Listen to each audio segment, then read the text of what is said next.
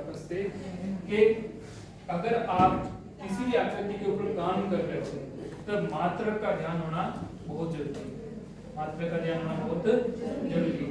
जैसे कि मान लो कि अगर सेंटीमीटर की बात चल रही, एक भुजा सेंटीमीटर में हो, दूसरी भुजा मीटर में हो, तो क्या हम इन दोनों भुजाओं के साथ काम कर सकते हैं क्या? नहीं, दोनों भुजाओं के साथ काम नहीं कर सकते। किन्हीं भी दो भुजाओं के साथ में आपको काम करना, जैसे क्षेत्रफल निकालना, आयत का क्षेत्रफल निकालना, मैं बोल रहा हूँ कि आयत का क्षेत्रफल निकालो, ये तो है 2 सेंटीमीटर की और ये है 2 मीटर की, ठीक है। ऐसा सवाल आ गया कि आयत का क्या निकालो क्षेत्रफल, आसान सा सवाल है और तुमने क्या किया जल्दबाजी में सीधा 2 गुणा 2, तुम बोलोगे 4, क्या है 4। क्या ये सही आंसर है क्या? नहीं। क्यों? क्योंकि एक जगह तो सेंटीमीटर है और एक जगह आपका क्या है मीटर। तो किन्हीं भी दो भुजाओं के बीच में अगर आपको काम करना हो तो काम करने के लिए आपको ये ध्यान होना चाहिए कि उनका मात्रक क्या हो बराबर, उनका मात्रक क्या हो बराबर। और अगर तो अपन इसकी बात करें तो अपने या तो क्या होगा सेंटीमीटर में आता है, या आपका किस में आता है मीटर में, और या फिर आपका किस में आता है किलोमीटर में। मुख्यतः अपने 3 प्रकार के मात्रक ही काम आते हैं। अगर मैं बोलूं कभी यहाँ पे 1 सेंटीमीटर कितना होता है, अपन स्केल में देख सकते हैं 1 सेंटीमीटर मतलब 1 उंगली कितना सा होता है 1 सेंटीमीटर। अगर बोले मीटर, 1 मीटर कितना होता है, 1 मीटर आपके 100 सेंटीमीटर से मिलकर बनता है। कितने सेंटीमीटर से मिलकर बनता है 100 सेंटीमीटर। तो अगर ये 2 सेंटीमीटर की है तो बताओ 2 मीटर कितने हो जाएंगे, कितने हो जाएंगे 200 सेंटीमीटर। तो मैं बोलता हूँ इसका क्षेत्रफल कितना होगा। अब अपन इनको क्या कर सकते हैं गुणा, क्योंकि यहाँ पर भी सेंटीमीटर है और यहाँ पर भी आपका क्या है, तो इनका क्षेत्रफल बताओ क्या हो जाएगा 2 दूनी 4 और 0 0 400 सेंटीमीटर। क्या सही है क्या? सही है क्या बताओ? 400 सेंटीमीटर सही है क्या बताओ उत्तर? नहीं, अभी भी उत्तर सही नहीं है। जब आप लंबाई को मापते 3 प्रकार की चीजें होती है। सबसे पहले अपन बोलते हैं लंबाई, सबसे पहले क्या बोलते हैं, कोई भी भुजा की लंबाई मापनी है तब अपन क्या बोलेंगे, जैसे ये हो गया आपके 5 सेंटीमीटर में। फिर अपन 2 नंबर बोलते हैं क्षेत्रफल। क्या बोलते हैं, जब आप क्षेत्रफल मापते हो तब आपकी कितनी भुजाएं हो जाती है 2 भुजाएं, और 2 भुजाओं को अपन क्या करते हैं गुणा, 2 भुजाओं को क्या करते हैं गुणा। 200 को 2 से गुणा किए तब तो आपके क्या है 400, पर सेंटीमीटर को सेंटीमीटर से गुणा करोगे तब क्या है, जैसे मैंने बोला कि ये भुजा x है और ये भुजा x है, तो x को x से गुणा करोगे तो क्या आता है x स्क्वायर आता है। उसी प्रकार से सेंटीमीटर सेंटीमीटर से गुणा होगा तब क्या आएगा आपका सेंटीमीटर स्क्वायर।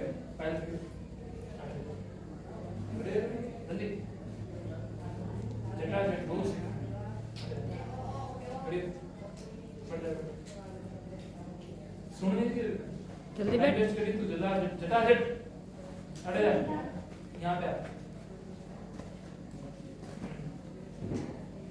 प्रधान लगभग तो 200 को 2 से गुणा किया तब तो आपके क्या है 400, पर सेंटीमीटर सेंटीमीटर से भी तो गुणा हुआ, सेंटीमीटर सेंटीमीटर से गुणा होगा तब क्या आएगा आपका स्क्वायर। तो लंबाई को अपन सेंटीमीटर में मापते हैं, क्षेत्रफल को हम किस में मापते हैं सेंटीमीटर स्क्वायर। अगर मीटर है तो मीटर स्क्वायर, किलोमीटर है तो किलोमीटर स्क्वायर। अगर आयतन की तीसरा आपका क्या होता है आयतन, तीसरा क्या है आपका आयतन। आयतन में क्या होता है, ये लंबाई होगी चौड़ाई होगी साथ में ऊंचाई भी होती है, साथ में क्या होती है ऊंचाई भी, मतलब 3 भुजा हो गई।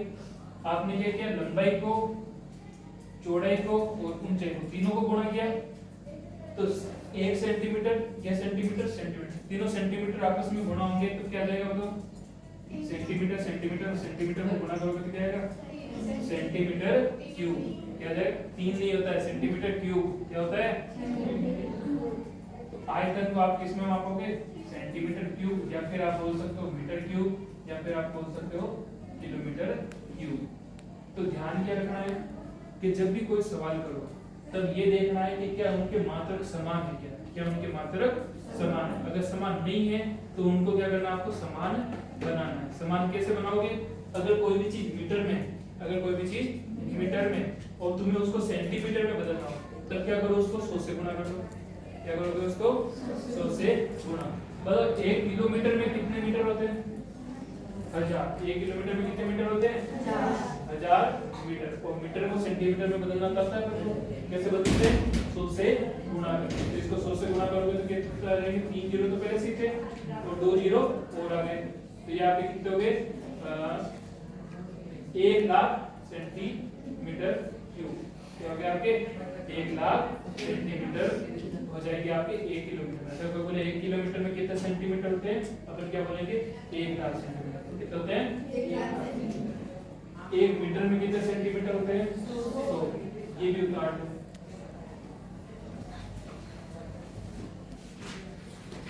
एक सेंटीमीटर में कितने हो गए? 10 मिलीमीटर। फिर आपका हो गया 1 मीटर। 1 मीटर में आपके कितने सेंटीमीटर? 100 सेंटीमीटर और 1000 मिलीमीटर। ठीक है, पोज कर दो। उदाहरण नंबर 8 निकालिए। उदाहरण नंबर 8 में दे रखा है, एक ऐसे घनाभ की ऊंचाई ज्ञात करो। क्या ज्ञात करनी है? ऊंचाई। अपन को इसमें ज्ञात करना है, ऊंचाई ज्ञात करना है। फिर आगे क्या बोला है? जिसका आयतन 275 सेंटीमीटर क्यूब है। जिसका आयतन, आयतन मतलब वॉल्यूम, कितना है? 275 सेंटीमीटर क्यूब है। और क्या बोला है उसने? और आधार का क्षेत्रफल 25 सेंटीमीटर स्क्वायर। आधार का क्षेत्रफल 75 है, 75 सेंटीमीटर स्क्वायर है। ये सवाल। अच्छा 25 है ना, 25 सेंटीमीटर स्क्वायर है। करें आगे। तो देखो सबसे पहले मैंने क्या किया? घनाभ बना लिया है। अब कागज तो लिए जो ने किए जो मैं। हां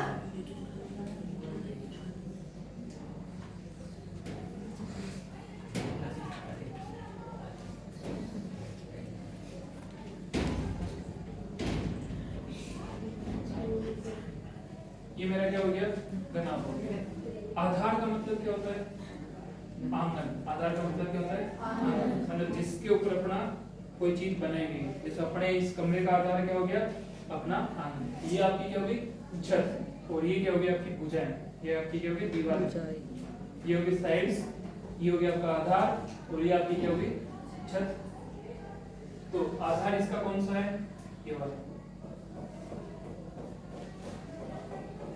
ठीक है। अच्छा घनाभ में क्या होता है?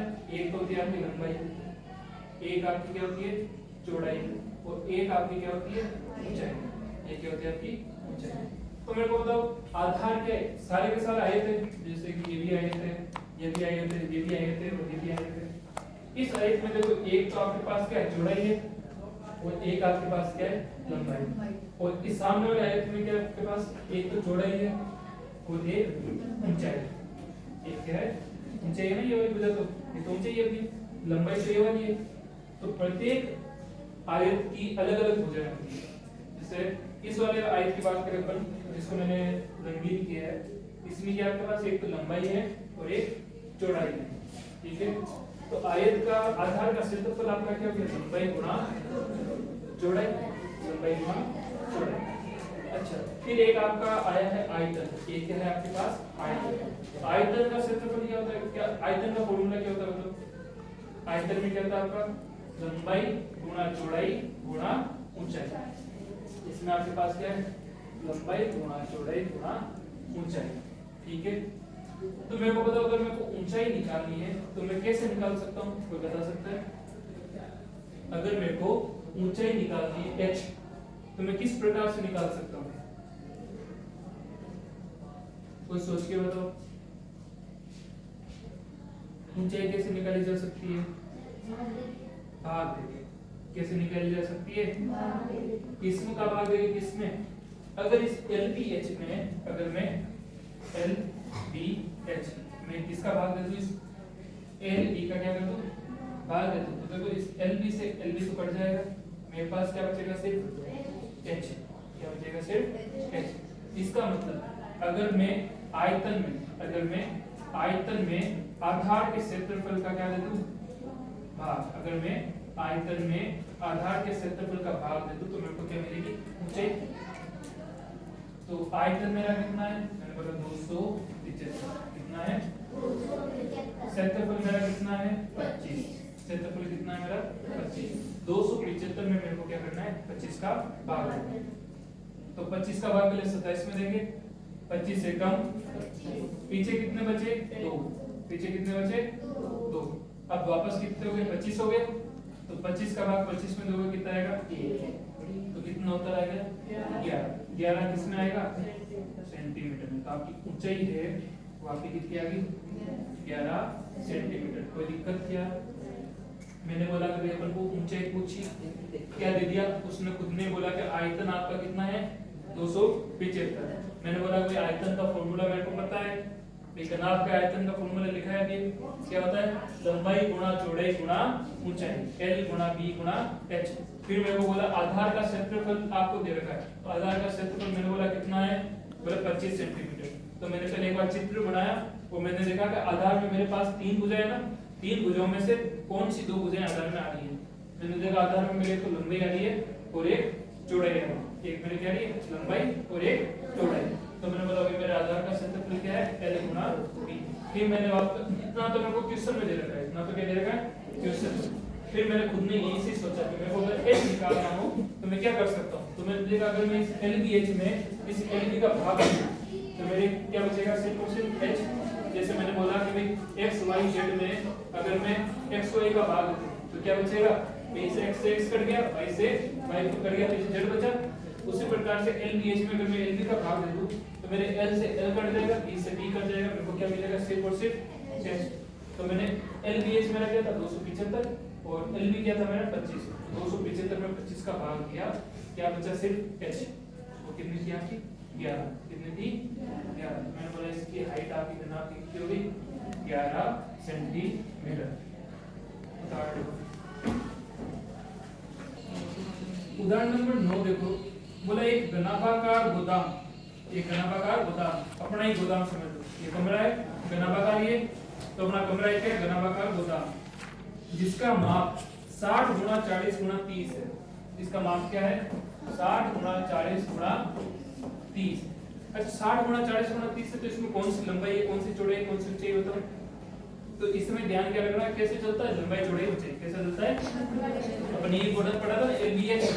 तो LBH मतलब आपकी ये होगी लंबाई, ये आपकी होगी चौड़ाई और ये आपकी क्या होगी ऊंचाई। तो लंबाई 60, भाई 60 लंबाई, चौड़ाई कितना है 40 और ऊंचाई कितना है 30। अगली बात सुनिए, आगे देखिए, इस गोदाम के अंदर घनाभाकार डिब्बे, घनाभाकार डिब्बे मतलब भुजा गुणा भुजा गुणा भुजा।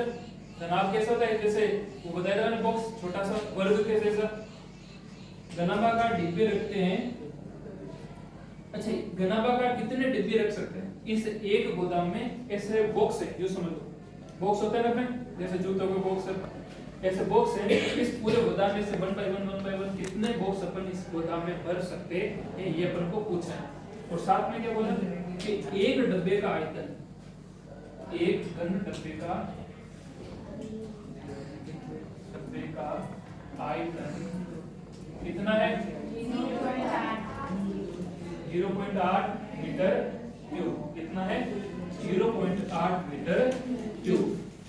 अच्छा यहाँ पर मेरे को बताओ जो घन डब्बा होता है, घन का सिर्फ आयतन क्या होता है, घन का आयतन क्या होता है, तो घन का आयतन क्या होता है भुजा गुणा भुजा गुणा भुजा, पढ़ा था अपन ने। घन का आयतन क्या होता है भुजा गुणा भुजा गुणा भुजा, कितना दे रखा है आपको 0.8 मीटर क्यूब। अगर तुम एक चीज देखोगे ऊपर आपको जो चीजें दे रखी है वो क्या सेंटीमीटर में है या मीटर में, मीटर में ही है, इसमें मीटर में, तो ये भी मीटर में और ये भी मीटर में। कोई दिक्कत होगी क्या, नहीं, आगे चल सकते अपन, आगे देखो। फिर आपको क्या पूछा है कि अपन को बताना है कि ऐसे कितने डब्बे इस पूरे में अपन रख सकते हैं। तो यहाँ पर आपको एक चीज समझनी है कि एक घर में कभी एक पतीला या कोई भी एक बर्तन लेना, उसको पानी से भर देना, उसको क्या करना पानी से भर देना, भर दिया। अब उसके अंदर कोई भी चीज डालना, जैसे ये पेंसिल है, पहले उस पतीले को लेना, उस पतीले को भर लेना, भर लिया, उसको भर के उसको देख लो कि उसमें कितना पानी आया, कितना पानी आया अपन ने माप लिया। जैसे मान लो कि यही बोतल है, इस बोतल में 1 लीटर पानी आता है, इसमें मैंने 1 लीटर पानी डाल दिया और इसको पूरे एकदम टॉप से डबाडब इसको भर दिया, ठीक है। अब इसके अंदर मैं अगर ये पेंसिल डालूंगा, ये अगर इसके अंदर पेंसिल डालूंगा तो क्या होगा, कुछ पानी बाहर निकलेगा। तो मेरे को बताओ कितना पानी बाहर निकलेगा, कितना पानी निकलेगा बताओ। अगर इसमें एक पेंसिल में डालूंगा इस पानी की बोतल को अगर पूरा भर के, तो मेरे को ये बताओ कि इसमें से कितना पानी बाहर निकलेगा। इस बोतल से उतना ही पानी निकलेगा जितना इस पेंसिल का क्या होगा, आयतन। कितना इस पेंसिल का क्या होगा, आयतन। जैसे कि ऐसे बात समझ लो कि एक डब्बा है, उसमें 2 किलो का क्या मात्रा है, अनाज, ठीक है। और आप उसमें 2 किलो अनाज मात्रा है और आप उसमें आधे किलो की अनाज की थैलियां रख रहे हो, तो बताओ कितनी थैलियां रख सकते हो उसमें, 4। उसी प्रकार से ये मान लो कि आपका क्या है 60 गुना 40 गुना 30 एक डब्बा है, ठीक है।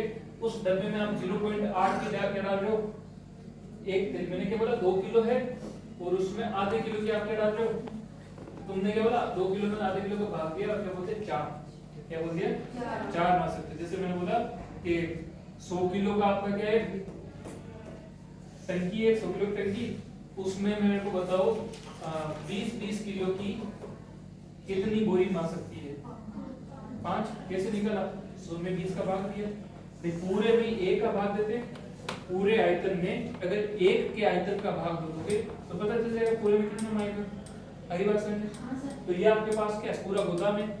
इस पूरे गोदाम में इस 1 का आयतन अपन को पता है, अगर इस 1 का भाग पूरे में दे देंगे तो अपन को पता चल जाएगा कितने आ सकते हैं। आई बात समझे। तो मैंने क्या किया, अभी इसका आयतन निकाला। कैसे निकाला, 60 गुना 40 गुना 30, तो गुणा करो, 0 0 0 3 जीरो है, 3 जीरो मैंने पहले लिख लिए। अब क्या बचा, 3 को 4 से गुणा किया कितना है, 3 चौक 12, 12 को 6 से गुणा करो, 5 72, कितने हो गया 72,000 मीटर क्यूब। मेरा क्या आ गया, गोदाम का आयतन। क्या आ गया, गोदाम का आयतन। भाई गोदाम का आयतन से ये समझ लो कि धान की बोरी है 100 किलो की है, 100 किलो की धान की बोरी है, उसमें अपन 20-20 किलो के कट्टे डाल रहे हैं अनाज के। तो 20-20 किलो के कितने कट्टे डाल सकते हैं अपन, तो निकालने के लिए कि 20 का भाग देते हैं। उसी तरीके से अपने एक कट्टे का मान कितना है 0.8, तो मैंने 0.8 इसमें क्या कर दिया भाग। ये 1 पॉइंट हटा, तो ये पॉइंट हटा, तो यहाँ पे क्या लग गया, 1 जीरो और लग गया, 1 जीरो पर और लग गया। अब नीचे क्या बचा, खाली 8, 8 का भाग 72 में दो, 8 का भाग 72 में कितना आ जाएगा, 92, 9 बार गया। पीछे कितने जीरो है, 1 2 3 4, कितने जीरो है, मतलब 90,000 बॉक्स। कितने बॉक्स भर सकते हो उस गोदाम में, 90,000 बॉक्स अपन क्या कर सकते हो उसमें भर सकते हैं। आया बात समझ में, भाग क्यों दिया ये समझ में आ गया आपको, क्यों दिया भाग अपन ने, कि अगर पूरे में 1 का भाग दोगे तो कितने हैं उसका पता चल जाता है। समझ गए मेरे, पूरे में ये अपन शुरुआत से करते हैं हमेशा ही कि पूरे में 1 का भाग दे दो आपको उत्तर मिल जाएगा। तो मैंने पूरे में क्या करा, इस पूरे में 1 का भाग दे दिया और अपन को उत्तर मिल गया।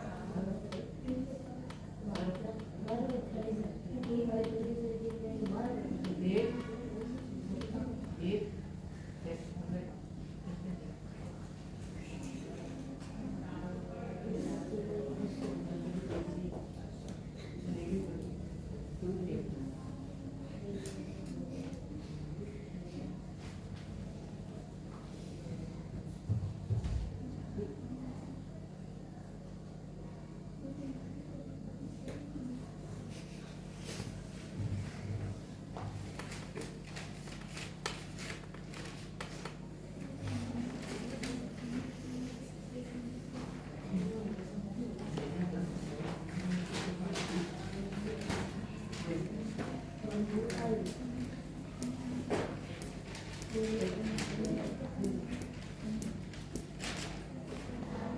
दे। हो गया।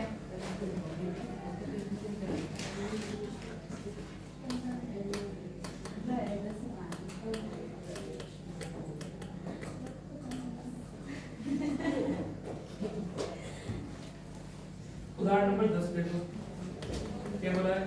14 सेंटीमीटर चौड़ाई वाले एक आयताकार कागज को चौड़ाई के अनुदिश, भाई चौड़ाई कितनी है उसको क्या किया आपको चौड़ाई के साथ इसको कैसे घुमाया, चौड़ाई के साथ में मोड़कर 20 सेंटीमीटर त्रिज्या, त्रिज्या आपकी कितनी आ गई 20 सेंटीमीटर त्रिज्या वाले एक बेलन को बनाया जाता है। क्या करते हैं बेलन को बनाते हैं। तो क्या याद करना है, बेलन का आयतन। क्या याद करना है, बेलन का आयतन। तो बताओ पहले तो मेरे को बेलन का आयतन कितना होता है, पाई आर स्क्वायर एच। तो अपने पास आर तो है पर को निकालनी क्या है एच, क्या निकालनी है एच। तो मेरे को बोला एक आयत है और उस आयत से अपन ने क्या बनाया, छोटा हो गया। आयत से अपन ने क्या बनाया बेलन। उस आयत की चौड़ाई आपकी कितनी है 14, चौड़ाई कितनी है 14। तो देखो इस आयत को मान लो यहाँ से मैं मोड़ रहा हूँ, क्या आपको दिख रहा है आयत, इसको मैंने क्या करा मोड़ा। कोई भी एक कागज है उस कागज को मोड़ के देखो, मोड़ोगे तो क्या बनेगा एक गोल बनेगा। क्या बनेगा एक गोल। जब उसको गोल को बनाओगे, जैसे इसको समझ लो, इसको मैं ऐसे मोड़ रहा हूँ तो मोड़ रहा हूँ तो ये ऐसे गोल बन जाएगा, ठीक है। ये ऊपर वाला भी ऐसे ऐसे गोल हो जाएगा। तो ये आपका क्या बन गया बेलन। अब मेरे को तो इस बेलन की ऊंचाई कितनी दिख रही, 14 ये तो दिख रही। जो आयत की चौड़ाई थी वही तो इसकी क्या बन गई ऊंचाई। तो मैंने यहाँ से बोला कि हमारे जो बेलन है, बेलन की ऊंचाई कितनी आ गई आपकी 14 सेंटीमीटर। क्यों, तो उनकी आयत को अपने कैसे मोड़ा, उसकी चौड़ाई से मोड़ा। कैसे मोड़ा उसको चौड़ाई से। जब चौड़ाई से मोड़ा तो यहाँ से इस पहली लाइन को उठा के अपन को करना क्या है, इससे मिलाना। जब मिलाओगे तो क्या ये ऊंचाई चेंज होगी, क्या 14 रहेगी। इस वजह से अपन क्या बोला बेलन की ऊंचाई होगी 14 और अंदर त्रिज्या आपकी कितनी होगी 20। अब क्या करना है, फॉर्मूले में रखना है। तो देखो पाई का मान कितना होता है 22/7, आर का मान कितना है 20। तो आर स्क्वायर मतलब 20 गुणा 20 और एच आपकी कितनी है 14। 7 एकम 7, 7 दूनी 14, 0 0 2 0, फिर 2 दूनी 4, 4 दूनी 8। 8 को 22 से गुणा करना, 8 दूनी 16, असल का 1, 8 दूनी 16 और 1 17। कितना आ गया 17,600 सेंटीमीटर स्क्वायर। अच्छा आयतन है कि क्या आयतन निकालना सेंटीमीटर क्यूब। कितना आ गया आपका 17,600 सेंटीमीटर क्यूब। अगला देखो एक बार बात उदाहरण नंबर 11 देखो।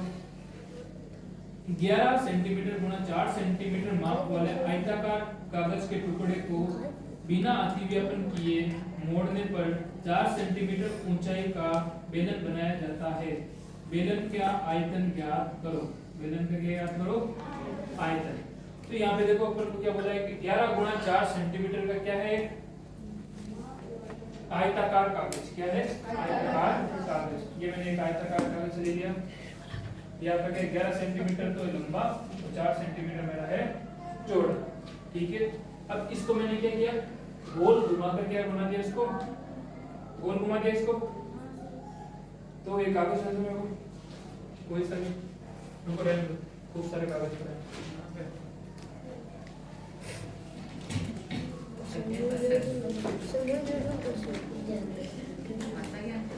जैसे ये कागज आवाज नहीं, ये कागज दिख रहा है।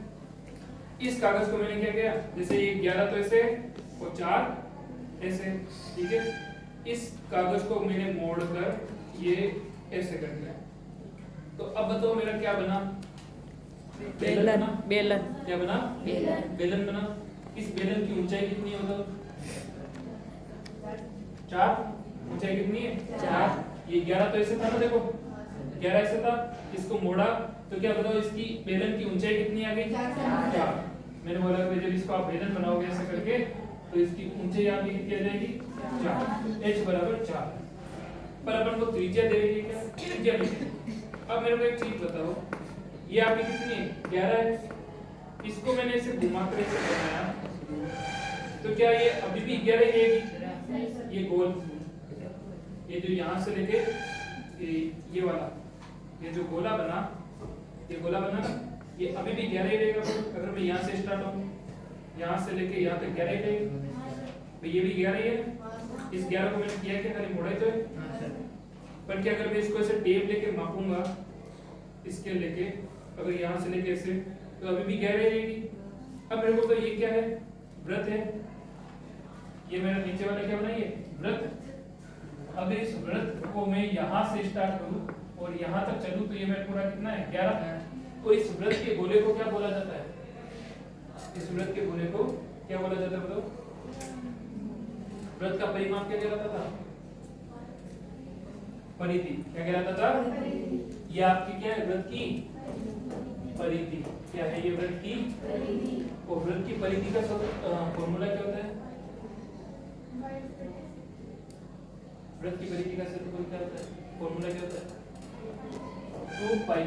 क्या होता है, वृत्त की परिधि क्या होती है आपकी 2 पाई r। मतलब अगर इस कागज को आपने गोल घुमा के घुमाया तो वो क्या बन गया, एक वृत्त की परिधि बन गई। क्या बन गई, वृत्त की परिधि। तो वृत्त की परिधि का फॉर्मूला क्या होता है 2 पाई r।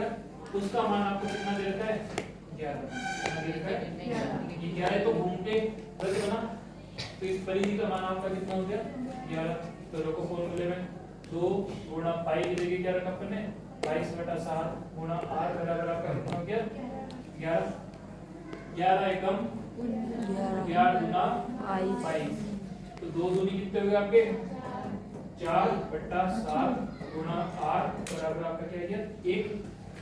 7 यहाँ पर भाग का है, उधर जाएगा तो गुणा का, तो 4r बराबर आपका कितना हो गया 7। 4 इधर गुणा का है, उधर जाएगा तो भाग का, r बराबर क्या गया 7/4। r कितना आ गया 7/4। और h तो अपने पास था ही, h कितना था आपके पास 4। पूछा क्या है आपको, बेलन का आयतन क्या है। क्या पूछा है, बेलन का आयतन क्या है।